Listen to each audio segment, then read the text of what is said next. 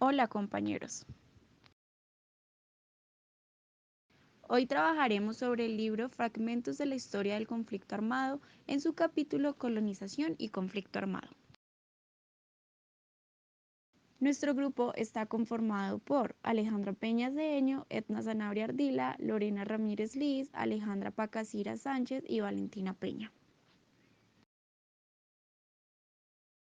La fuerza guerrillera en relación con los conflictos sociales se pueden ver en regiones donde se cruzan conflictos armados. Piedemonte Oriental, Catatumbo y Urabá. A mediados de los 70 se trenzó un vínculo interno entre la decadencia progresiva de la economía cafetera, de la industrialización por sustitución de importaciones y la cocalización de las zonas de colonización. La colonización es un proceso de ampliación latifundista de la frontera. Piedemonte Oriental. Durante los años 60 y 70, el movimiento agrarista era de fuerte acento comunista. En zonas como Magdalena Medio, Piedemonte, Urabá, donde se enraizaron frentes guerrilleras de distinta orientación, fortalecida a partir de los acuerdos de Chicoral, por la represión a la ONU y del Estatuto de Seguridad de Turbay. La marihuana llegó al país como cultivo comercial de cáñamo y como hierba prohibida importada por técnicos mexicanos de las empresas bananeras. La guerra de Vietnam disparó la demanda de Estados Unidos y los cuerpos de paz voluntarios de las Alianzas para el Progreso. En la Sierra Nevada de Santa Marta descubrieron la calidad de la marihuana local y fueron los primeros cultivadores y exportadores a pequeña escala, creando una cultura de dinero fácil, corrupción de las autoridades, impunidad y familiaridad con las armas. Los cultivos ilícitos representaron para los colonos la encarnación de sus sueños y de las demandas que le hacían al Estado: la comercialización, el crédito, las vías, el acceso a la salud, la educación, la diversión, así saliendo de bancarrota e integrándose a un mundo del consumo. Además, los terratenientes se toparon con una demanda insólita de tierras que valorizó sus propiedades y permitió una contrarreforma agraria. Las regiones más activas en integrarse a la nueva economía fue sur del Meta y el norte de Caquetá. Estados Unidos y Colombia entraron a la guerra del narcotráfico. Pero la fumigación intensiva de cultivos ilegales lograron desplazar a los colonos y a los comerciantes locales.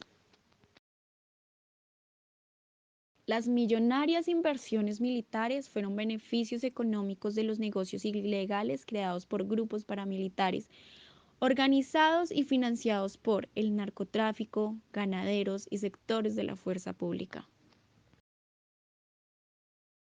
Estos generaron gran temor a las guerrillas y tuvieron un control en la política y en la economía, en donde Caquetá, Meta y la Unión Patriótica fueron tristemente masacradas. Siguiendo la segunda parte de este capítulo, vamos por Catatumbo. Es importante conocer la historia económica y social para saber qué impulsó al ELN a dirigir gran parte de sus fuerzas a esta región. Sí, hablamos del Catatumbo, que está ligado a la violencia y al petróleo. Aquí es importante mencionar que terminada la guerra de los 1000 días, el general Rafael Reyes otorgó una generosa concesión al general Virgilio Barco, un santanderiano fiel seguidor de las ideas conservadoras. ¿Cuál era su contendor? que incluía la excepción de los impuestos y la facultad para negociar los derechos. Con la danza de los millones, Wolf Oil Company compró todos los derechos que explotó hasta los años 80. En 1931 la petrolera comenzó a construir el oleoducto Tibú-Coveñas. La constructora Zagot podía usar para su beneficio una zona paralela al oleoducto y sus ramales, pero ¿qué encontraron con esta explotación? La resistencia de los indígenas Bari. Pero tristemente la compañía lo que determinó era que era necesario domesticar, sacar, alejar o matar o lo que se debiera hacer con ellos. Por tal motivo, decidieron organizar y armar patrullas civiles al mando del general Antonio Laufari. Esto no era fácil, y la explotación petrolera necesitaba mano de obra. Dentro de su concepto, ellos consideraban que necesitaban personas civilizadas, y fomentaron la colonización del Catatumbo.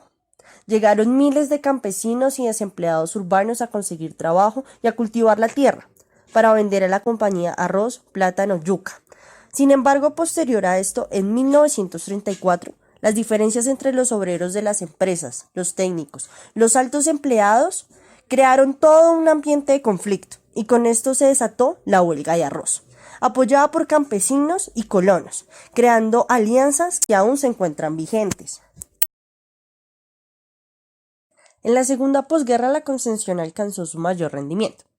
Fue ahí, en ese tiempo, en el que Brown Solson y las hermanas Lauritas entraron a evangelizar a los indígenas Bari.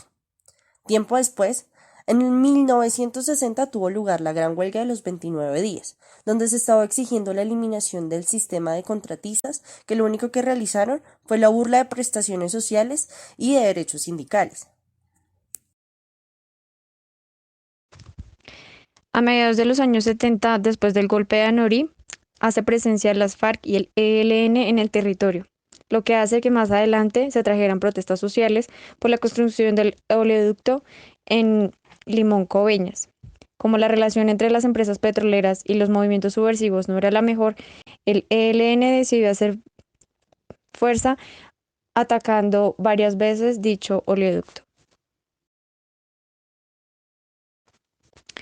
Para el año 2002, los cultivos de marihuana y cocaína, según la Dirección Nacional de Estupefacientes, serían alrededor de 4.471 hectáreas, lo que fue una estrategia del Plan Colombia para poder justificar sus operaciones militares en dichos territorios y en otros.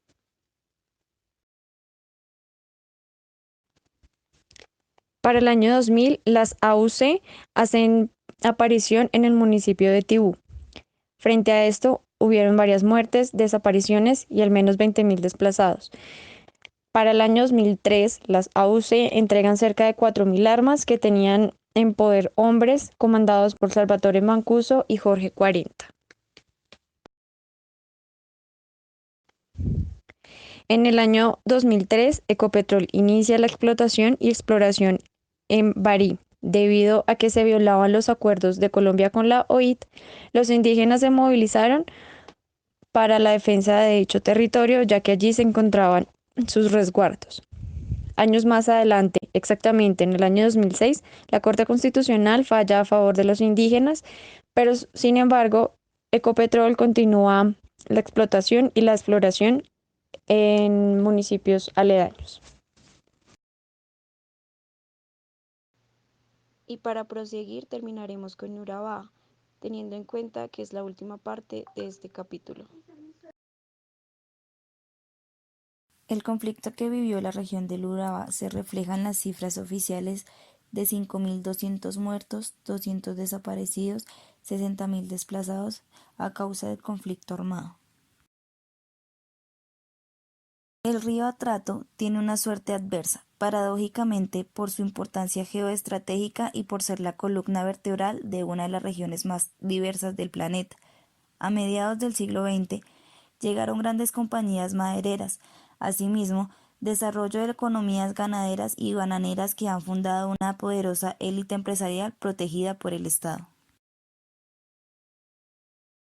En los años 60, la zona bananera de Santa Marta entró en crisis. Las fruteras extranjeras financiaron el cultivo del banano a empresarios y reservaron la comercialización. La demanda mundial del banano ha permitido la ampliación del eje bananero hacia el sur.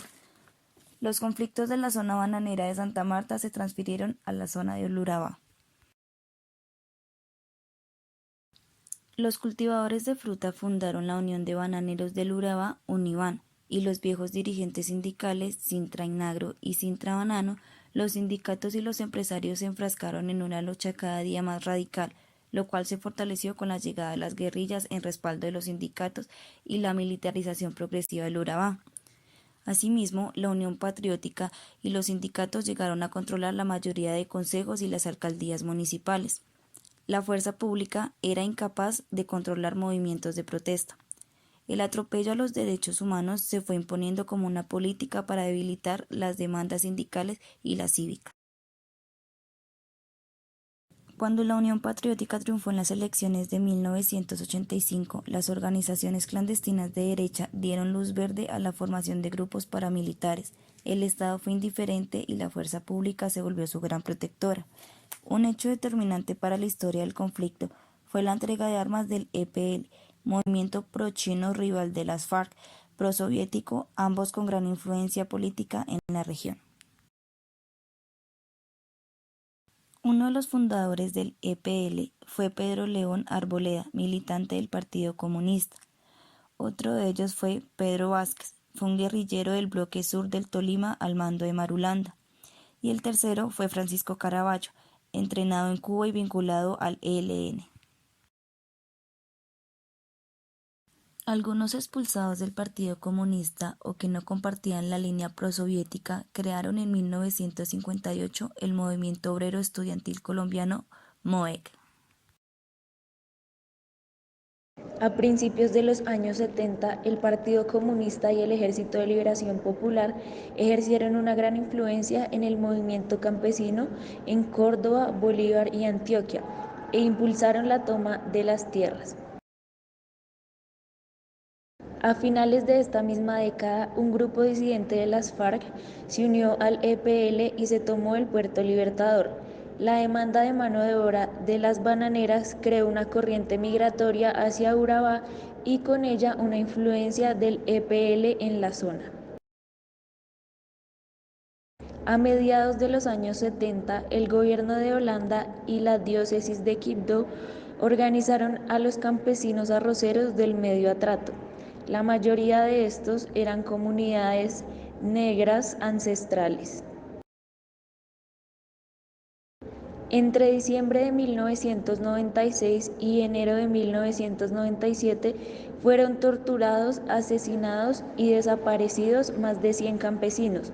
La reacción de las comunidades y la iglesia fue inmediata. Como presidente, Álvaro Uribe Vélez llegó a acuerdos de desmovilización y reinserción con los paramilitares. Esto implicaba sostener el orden público mediante la integración de desmovilizados al cuerpo de soldados cooperantes, abrir la selva a macroproyectos y garantizar la explotación de madera a las grandes compañías.